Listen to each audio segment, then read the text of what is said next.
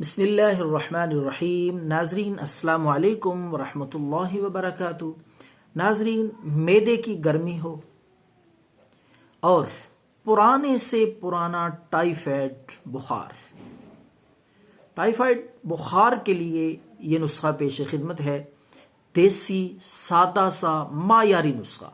जितना भी पुराना बुखार होगा इंशाअल्लाहुल अजीज 1-2 दिन में ख़त्म। तो नाज़रीन, चीज़ें नोट फरमा लें, खुद इस नुस्खे को तैयार करें और दुआएं देते रहें। तो नाज़रीन, आध पाव आपने अजवाइन ले लेनी है।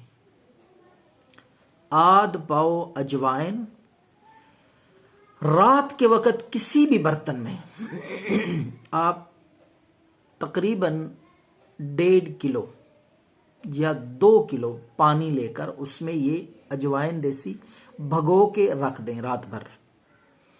वो उसी पानी में अजवाइन भगो के रख दें, पड़ी रहे रात भर। सुबह उठ के ग्राइंडर यानी जूसर मशीन में आप उसे ग्राइंड करके अच्छी तरह मिक्स करें।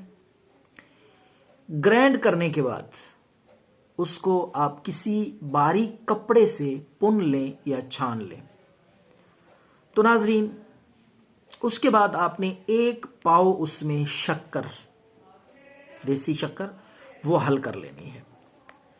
मिक्स करके अच्छी तरह ठंडा करके आप किसी बोतल में उसको महफूज कर लें।